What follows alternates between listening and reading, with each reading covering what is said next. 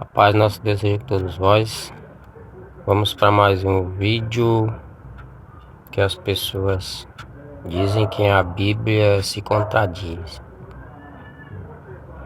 Antes eu queria contar uma experiência que eu tive conversando com um ateu. Ele disse que não acreditava nas escrituras, que Deus existia porque a Bíblia se contradiz, né? Por que a Bíblia fala que diz que Deus não se cansa e diz lá na Bíblia que ele descansou? Se ele descansou é porque ele se cansa. Como é que pode isso? Eu falei pra ele, tem vários sentidos da palavra descanso. Não é que ele descansou. Quando a Bíblia diz que ele descansou, não quer dizer que ele estava cansado. Diz que ele acabou a sua obra que ele fez, né? Ele terminou a sua obra no dia 6º. No 7º descansou no sentido que ele acabou a sua obra, não que ele tivesse cansado, né? Folgou. Não existe a pessoa descansar, folgar sem estar cansado, né? Então tem muitas palavras que se referem ao descanso sem a pessoa estar cansada, né? Pode ser uma moto. A moto tem um descanso. A moto vai descansar. A mulher vai dar a luz, fala descansar. Também não é sentido que ela vai descansar, vai dar a luz, né? Que ela tá cansada, né? Como se quando a pessoa, o cansaço se referindo como uma pessoa dá uma carreira longa, né? E é obrigada a parar para descansar. É diferente. Aí é o cansaço físico, né? Chamado. E também muitos trabalhos também a pessoa pode se cansar fisicamente, se cansa fisicamente.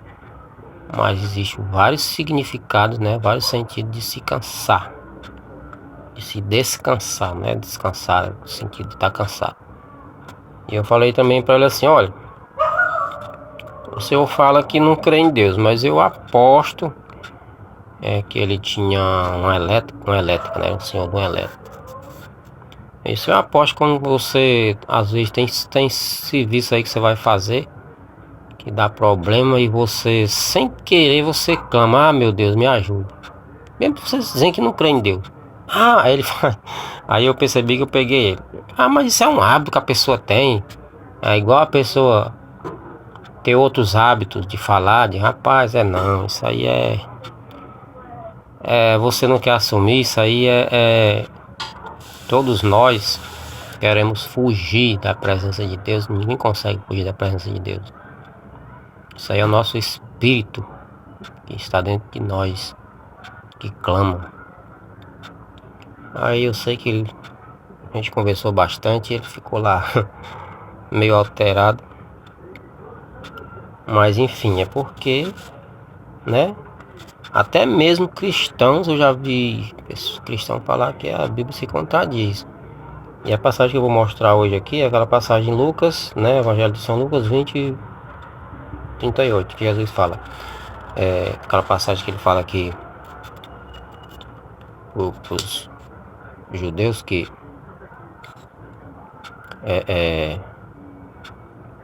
fariseus, todo tipo de pessoa que acompanhava o Senhor Jesus Cristo, falou assim para eles que vocês não têm lido na lei que Deus é o Deus. Deus fala que eu sou o Deus de Abraão, Isaac e Jacó. Deus não é Deus de mortos, sim de vivos, né? Aí vai falar mais um pouquinho abaixo que vai dizer assim, olha, porque para Deus todos vivem. Então quer dizer que no próprio versículo aqui o próprio Cristo, né, já como se a pessoa fosse imaginar, né, uma suposta contradição, que ele próprio disse que Deus não é Deus de mortos, sim de vivos. Aí vai dizer, porque para ele todos vivem. Mas quando Deus vai falar aqui, quando Jesus Cristo falou que Deus não é Deus de morto, se refere a um morto espiritualmente falando, que é aquela pessoa que não crê na existência de Deus e nem acredita em nada, né? É chamado ateu. Mas isso também não quer dizer que Deus possa ressuscitar essa pessoa, né? Fazer ela, ou seja, vivificar, que nem Paulo vai falar. Fala logo aqui o que ele fala, Paulo fala em aos Romanos 14:9, ele vai dizer assim, ó. Cristo morreu e ressuscitou para ser Senhor tanto dos vivos quanto dos mortos. Então quer dizer que Paulo já estava entrando em contradição com o que Cristo falou, que Deus não é Deus de mortos. Não. Paulo estava se referindo aqui. Os mortos que ele estava se referindo aqui é os que morrem literalmente, né? E o que Cristo estava falando aqui era os mortos espiritualmente. E logicamente também, ao mesmo tempo, né? Que ele poderia estar ele está se referindo também que enquanto a interpretação para você não entrar em contradição é que ele estava dizendo assim: enquanto qualquer ser humano na Terra não se arrepender dos seus delitos, dos seus pecados, né? Que eu já vou falar aqui que Paulo vai dizer que também mais à frente um pouquinho, Efésios 2:1, vai dizer: Ele vos vivificou estando vós mortos nos vossos delitos e pecados. Pronto. Aqui é uma conclusão de que enquanto o ser humano, qualquer ser humano que não se arrepende dos seus pecados, ele está morto espiritualmente para Deus, entendeu? Então, se eu não creio na existência de Deus, não me arrependo e não creio em Deus, não procuro obedecer a sua palavra, né? Então, para Deus eu vou estar morto espiritualmente. Isso não quer dizer que eu não possa me arrepender e Deus não possa me ressuscitar, porque eu já vi muitas pessoas muitas histórias de pessoas que eram ateus e hoje creem na existência de Deus e servem a Deus, né? Porque todos nós procuramos, servimos a Deus, procuramos chegar à perfeição, né? Qual perfeição? Qual é o fim da perfeição? É você estar apto para até morrer por amor a Cristo, né? Quando chegar aquela hora, né? Nem Cristo falou, você fiel até a morte, dar-te a coroa da vida. Então, por isso que Paulo vai dizer aqui, tanto em Efésios como em Romanos, né? Que ele é Senhor dos mortos, né? O Senhor morreu e ressuscitou para ser Senhor tanto dos mortos como dos vivos. Não está contradizendo o que Cristo falou aqui, que Cristo diz que Deus não é Deus dos mortos, mas só por enquanto, né? Eu não venho a praticar os mandamentos de Cristo, que é eu obedecer, me arrepender de todos os meus delitos, né? E praticar a verdade, né? E procurar chegar à perfeição. Por isso que Paulo fala aqui em Efésios, vou repetir, Efésios 2:1, capítulo 2, versículo 1. Ele vos vivificou estando vós mortos nos vossos delitos e pecados. Ou seja, enquanto nós permanecer na prática do pecado, praticando todo tipo de pecado, né? Adultério, prostituição, enquanto nós permanecer praticando esses pecados, mentira, né? Não é só que a pessoa acha que o adultério é o maior pecado que existe é o adultério, a prostituição. Não. A mentira, a própria Bíblia diz lá bem claro que não tem direito também à vida eterna os que ama e pratica a mentira. Então não existe negócio de pecadinho, pecadão para Deus. Então as pessoas têm um conceito errado sobre essa parte também. Porque tem gente que nunca se prostituiu, nunca adulterou. É melhor do que aquelas pessoas que ou seja, que praticaram essas coisas. E ele é mentiroso. Ou seja, vai pro tormento, né? Vai sofrer, ou seja, vai ficar de fora, né? Ficarão de fora os cães, os feiticeiros, quer dizer, não é o cão, não é o cachorro, né? Os cães se refere ao ser humano que nunca se arrepende, volta sempre a praticar a mesma coisa, assim como o cão volta a comer o seu próprio vômito, né? Que é horrível. É uma simbologia. O ser humano que é comparado ao cão é essa pessoa que é comparado como ao cão que volta a praticar aqueles erros que lhe fez mal, que lhe causou tanto dano, né? Assim como o cão passa mal e vomita, aí ele come de volta o vômito, que é uma coisa muito né? Simbolizando que o cristão, a pessoa que já deixou de praticar o pecado, volta a praticar o pecado. É a mesma comparação, né? Parábola. Ou seja, né? Os cães, os feiticeiros e todo aquele que ama e pratica a mentira. Então, amados, é uma prova clara de que o pecado nos torna mortos para Deus. Mas Paulo diz aqui: ele vos vivificou, estando vós mortos nos vossos delitos e pecados. Então, é uma questão que a pessoa... Existe uma possibilidade da pessoa, né, de repente se arrepender dos seus pecados, que é o que nos faz nos arrepender dos nossos pecados, são as consequências, é a dor, é o sofrimento e o tormento que nos faz abandonar a prática do pecado e se achegar a Deus, né? Ele falou no livro de Oséias, que fala mulher. Deus usa várias expressões para chamar o seu povo, né? Fala mulher, fala noiva do cordeiro, se referindo às pessoas, né? As pessoas de modo geral, que se arrepende, né? E pratica a justiça e pratica os mandamentos do Senhor Jesus. Então ele chama de noiva, chama de mulher. Ele diz lá no livro de Oséias, né? Acho que a maioria dos cristãos já leu a história de Oséias. Então, que a sua noiva se prostituiu, né, com os ídolos. Quando falo em ídolos, tem muitas pessoas que já, pessoalmente os católicos, não gostam de ouvir essa palavra de ídolo, idolatria, não gostam. Mas a palavra idolatria se refere a todo tipo de idolatria, não é só imagem de escultura, é todo tipo de idolatria, né?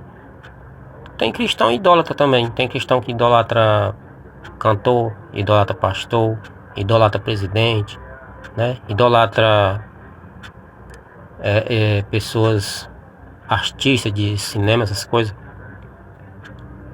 Idolatra às vezes até o próprio filho, né? E, enfim, tudo que é descontrolado, que é fora do comum, é idolatria, entendeu? Então, amados, aqui diz bem claro aqui, né? Que Cristo morreu e ressuscitou para ser Senhor tanto dos mortos como dos vivos. Mas esse morto é um morto para Deus temporariamente. Por quê?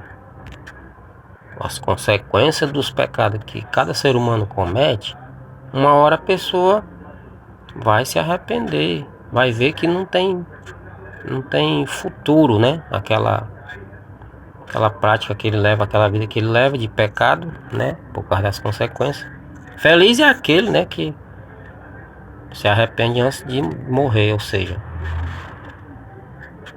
para não ir para um sofrimento pior, né? Que a Bíblia fala, eu não vou explicar aqui, eu já expliquei em vários vídeos, né? As pessoas, os cristãos não gostam dessa palavra de tipo de reencarnação, mas ela existe, né? Posso chamar ressurreição, posso chamar reencarnação, porque se morreu e ressuscitou, o espírito daquela pessoa que tinha saído voltou para o seu corpo. Então ela reencarnou. Encarnou que nem Cristo. A palavra de Deus fala bem claro. O verbo, no princípio era o verbo estava com Deus e o verbo era Deus. O verbo se fez carne e habitou entre nós, né? O que foi gerado, né, do Espírito Santo, mas foi no ventre de uma mulher. A diferença é que ele foi não foi dos dois cônjuges.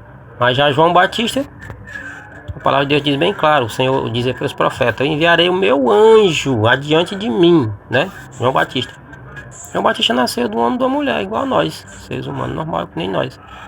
Então ele, enviarei. Se ele disse que ia enviar, ele estava com Deus.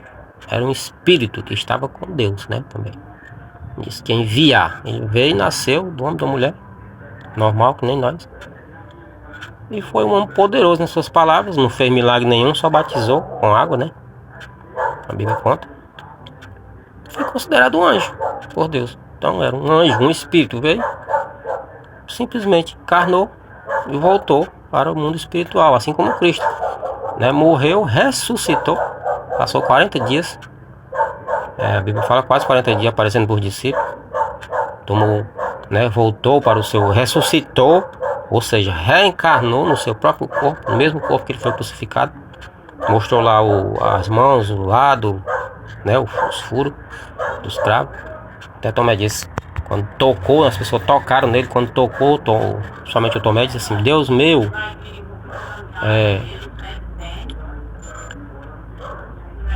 Senhor e Deus meu, né? Cristo falou para ele, por quê? Porque tu me viste, tu creste? Bem-aventurados são aqueles que não viram e creram, ou seja, nós e os outros, né, que não viram, porque Cristo não apareceu para todos também.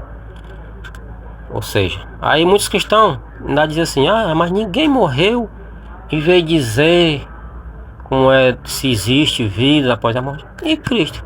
Porque as pessoas que dizem isso continuam pregando o evangelho de Cristo, se ele não crê que Cristo ressuscitou.